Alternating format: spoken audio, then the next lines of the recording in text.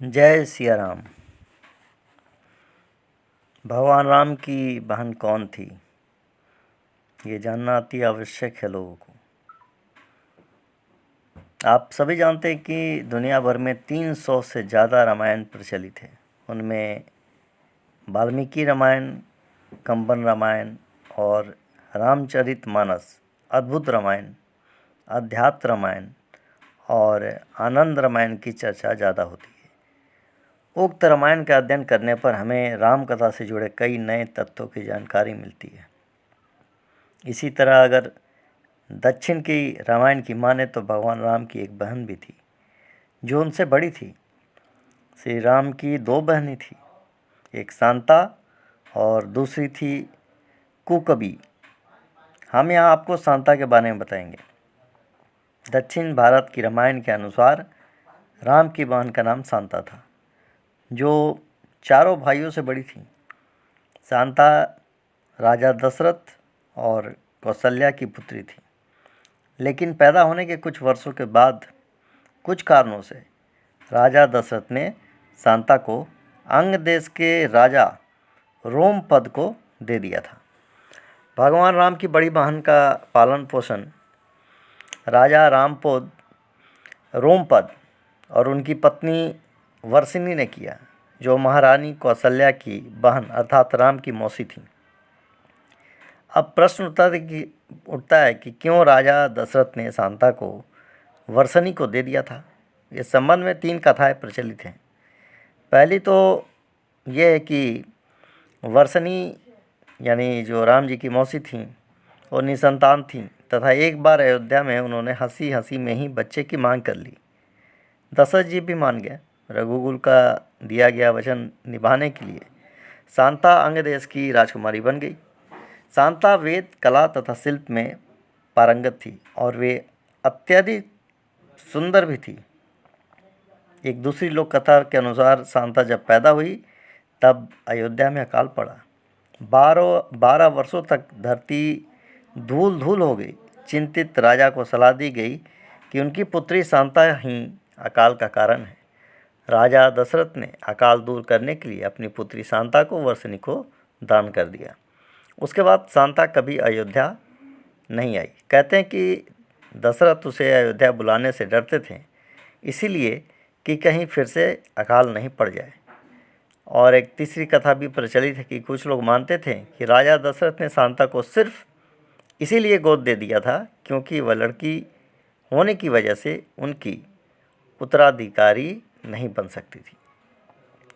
अब शांता के विवाह के बारे में जानते हैं कुछ कि उनका विवाह किससे हुआ। तो शांता के विवाह महर्षि विभांडक के पुत्र श्रृंग ऋषि से हुआ। एक दिन जब विभांडक नदी में स्नान कर रहे थे तब नदी में ही उनका वीर्यपात हो गया। उस जल को एक हिरनी ने पी लिया था, जिसके फलस्वरूप श्रृंग ऋषि का जन्म हुआ था। एक बार एक ब्राह्मण अपने क्षेत्र में फसल की पैदावार के लिए मदद करने के लिए राजा रोमपद के पास गया, तो राजा ने उसकी बात पर ध्यान नहीं दिया। अपने भक्त की बेइज्जती पर गुस्साए इंद्रदेव ने बारिश नहीं होने दी, जिस वजह से सूखा पड़ गया। तब राजा ने श्रृंग ऋषि को यज्ञ करने के लिए बुलाया। यज्ञ के बाद भारी वर्षा हुई। जनता इतनी खुश हुई कि अंग देश में जश्न का माहौल बन गया। तभी वर्षिणी और रोमपद ने अपनी गोद ली हुई बेटी शांता का हाथ श्रृंग ऋषि को देने का फैसला किया। दशरथ ने पुत्र की कामना से जब बुलाया अपने दामाद को, यानी शांता के पतिदेव को, तो राजा दशरथ और इनकी तीनों रानियां इस बात को लेकर चिंतित रहती थी कि पुत्र नहीं होने पर उत्तराधिकारी कौन होगा। इनकी चिंता दूर करने के लिए ऋषि वशिष्ठ सलाह देते हैं कि आप अपने दामाद श्रृंग ऋषि से पुत्र के लिए यज्ञ करवाएं, इससे पुत्र की प्राप्ति होगी। दशरथ ने उनके मंत्री सुमंत की सलाह पर पुत्र कामेष्टि यज्ञ में महान ऋषियों को बुलाया। इस यज्ञ में राजा दशरथ ने श्रृंग ऋषि को भी बुलाया। श्रृंग ऋषि एक पुण्य आत्मा थे तथा जहाँ वे पाँव रखते थे वहाँ यश होता था। सुमंत ने श्रृंग ऋषि को मुख्य ऋषित्व बनने के लिए कहा। दशरथ ने आयोजन करने के लिए आदेश दिया। पहले तो श्रृंग ऋषि ने यज्ञ करने से इनकार कर दिया, लेकिन बाद में शांता के कहने पर ही ऋषि राजा दशरथ के लिए पुत्र के लिए यज्ञ करने के लिए तैयार हुए। दशरथ ने केवल श्रृंग ऋषि यानी कि उनके दामाद को ही आमंत्रित किया, लेकिन श्रृंग ऋषि ने कहा कि मैं अकेला नहीं आ सकता, मेरी पत्नी शांता को भी आना पड़ेगा। श्रृंग ऋषि की यह बात जानकर राजा दशरथ विचार में पड़ गए, क्योंकि उनके मन में अभी तक दहशत थी कि कहीं शांता के अयोध्या में आने से फिर से अकाल न पड़ जाए। तब पुत्र कामना में आतुर दशरथ ने संदेश भिजवाया कि शांता भी आ जाए। शांता तथा श्रृंग ऋषि अयोध्या पहुँचे। शांता के पहुँचते ही अयोध्या में वर्षा होने लगी, फूल बरसने लगे। शांता ने दशरथ के चरण स्पर्श किए। दशरथ ने आश्चर्यचकित होकर पूछा कि हे देवी, आप कौन हैं? आपके पांव रखते ही चारों ओर बसंत छा गया है। जब माता पिता दशरथ और कौशल्या विस्मित थे कि ये कौन है, तब शांता ने बताया कि वो उनकी पुत्री शांता है। दशरथ और कौशल्या यह जानकर अधिक प्रसन्न हुए। वर्षों बाद दोनों ने अपनी बेटी को देखा था। दशरथ ने दोनों को ससमान आसन दिया और उन दोनों की पूजा आरती की। तब श्रृंग ऋषि ने पुत्र कामेष्टि यज्ञ किया तथा इसी से भगवान राम तथा शांता के अन्य भाइयों का जन्म हुआ। सत्य साईं बाबा यज्ञ कराने में श्रृंग ऋषि का पुण्य नष्ट हो गया। तब उन्होंने क्या किया? कहते हैं कि पुत्र के लिए यज्ञ कराने वाले का जीवन भर का पुण्य इस यज्ञ की आहुति में नष्ट हो जाता है। इस पुण्य के बदले ही राजा दशरथ को पुत्रों की प्राप्ति हुई। राजा दशरथ ने श्रृंग ऋषि को यज्ञ करवाने के बदले बहुत सा धन दिया, जिससे श्रृंग ऋषि के पुत्र और कन्या का भरण पोषण हुआ और यज्ञ से प्राप्त खीर से राम, लक्ष्मण, भरत और शत्रुघ्न का जन्म हुआ। श्रृंग ऋषि फिर से पुण्य अर्जित करने के लिए वन में जाकर तपस्या करने लगे। रामायण और रामचरितमानस में शांता के चित्र क्यों नहीं है? जनता के समक्ष शांता ने कभी भी किसी को नहीं पता चलने दिया कि वो राजा दशरथ और कौशल्या की पुत्री हैं। यही कारण है कि रामायण या रामचरितमानस में उनका खास उल्लेख नहीं मिलता। कहते हैं कि जीवन भर शांता राह देखती रही अपने भाइयों की कि वे कभी तो उससे मिलने आएंगे, पर कोई नहीं गया। उसका हाल चाल जानने कोई नहीं गया। मर्यादा पुरुषोत्तर राम भी नहीं, शायद वे भी राम राज्य में अकाल पड़ने से डरते होंगे। कहते हैं कि वन जाते समय भगवान राम अपनी बहन के आश्रम के पास से भी गुजरे थे। तनिक रुक जाते और बहन को दर्शन ही दे देते।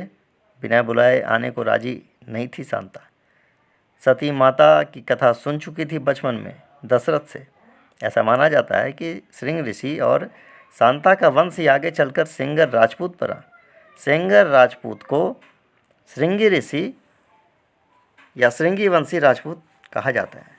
उन दिनों ऋषि सिंगी की कहानी में एक चीज़ और आती कि उन दिनों देवता और अप्सराएं पृथ्वी लोक पर आते जाते रहते थे। बस्ती मंडल में हिमालय का जंगल दूर दूर तक फैला हुआ करता था, जहाँ ऋषियों और मुनियों के आश्रम हुआ करते थे। आबादी बहुत ही कम थी। आश्रमों के आसपास सभी हिंसक पशु पक्षी हिंसक वृत्ति और वैर भाव भूलकर सब एक साथ रहते थे। परमपिता ब्रह्मा के मानस पुत्र महर्षि कश्यप थे। उनके पुत्र महर्षि विभांडक थे। वे उच्च कोटि के सिद्ध संत थे। उनके तप से देवतागण भयभीत हो गए थे। इंद्र को अपना सिंहासन डगमगाता हुआ दिखाई दिया। महर्षि की तपस्या भंग करने के लिए उन्होंने अपने प्रिय अप्सरा उर्वशी को भेजा था, जिसके प्रेमापास में पड़कर महर्षि का तप खंडित हुआ और दोनों के संयोग से बालक श्रृंगी का जन्म हुआ। पुराणों में श्रृंगी को इन दोनों को संतान कहा गया है। बालक के मस्तक पर एक सिंह था, अतः उनका नाम श्रृंगी पड़ा। बालक को जन्म देने के बाद उर्वशी का काम पूरा हो गया और वह स्वर्ग लोक को वापस लौट गई। इस धोखे से विभांडक इतने आहत हुए कि उन्हें नारी जाति से ही घृणा होगी। वे क्रोधित रहने लगे तथा लोग उनके शाप से बहुत डरने लगे। उन्होंने अपने पुत्र को माँ बाप तथा गुरु तीनों को प्यार दिया। उस आश्रम में किसी भी नारी का प्रवेश वर्जित था। बालक अपने पिता के अलावा किसी अन्य को जानता तक नहीं था। सांसारिक वृत्तियों को मुक्त यह आश्रम साक्षात स्वर्ग सा लगता था। यह आश्रम मनोरमा नदी जिसे सरस्वती भी कहा जाता था, के तट पर स्थित था। एक अन्य चरण श्रुति कथा के अनुसार एक बार महर्षि विभांडक इंद्र के प्रिय अप्सरा उर्वशी को देखते ही उस पर मोहित हो गए तथा नदी में स्नान करते समय उनका वीर्यपात हुआ। एक शापित देवकन्या मृगी के रूप में वहाँ विचरण कर रही थी। उसने जल के साथ वीर्य को ग्रहण कर लिया। इससे एक बालक का जन्म हुआ। उसके सिर पर सिंह उगे हुए थे। उस विचित्र बालक को जन्म देकर वह मृगी साप मुक्त होकर स्वर्गलोक को चली गई। उस आश्रम में कोई तामसी वृत्ति नहीं पाई जाती थी।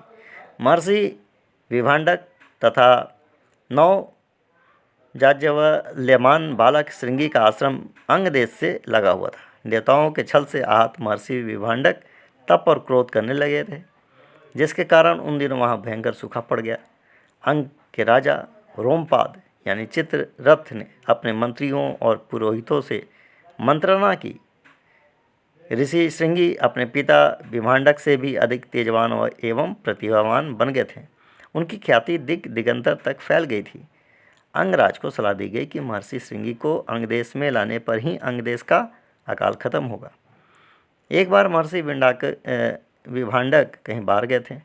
अवसर की तलाश में अंगराज थे। उन्होंने श्रृंगी ऋषि को रिझाने के लिए देवदासियों तथा सुंदरियों का सहारा लिया और उन्हें वहाँ भेज दिया। उनके लिए गुप्त रूप से आश्रम के पास एक शिविर भी लगवा दिया था। तत्वरित गति से उस आश्रम में सुंदरियाँ तरह तरह के हाव भाव से श्रृंगी को रिझाने लगी। उन्हें तरह तरह से खान पान तथा पकवान उपलब्ध कराने गई। श्रृंगी इन सुंदरियों के गिरफ्त में आ चुके थे। महर्षि विभांडक के आने के पहले वे सुंदरियाँ वहाँ से पलायन कर चुकी थी।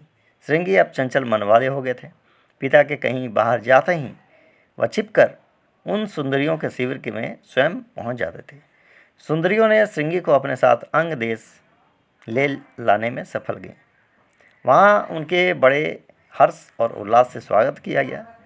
श्रृंगी ऋषि के पहुँचते ही अंग देश में वर्षा होने लगी। सभी लोग अति आनंदित हुए।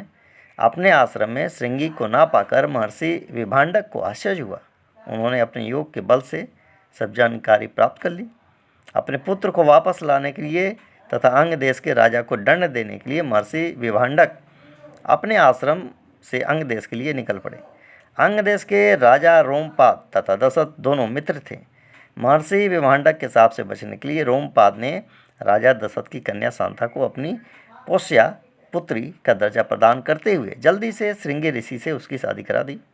महर्षि विभांडक को देखकर एक योजना के तहत अंग देश के वासियों ने जोर जोर से शोर मचाना शुरू कर दिया कि इस देश के राजा महर्षि श्रृंगी हैं।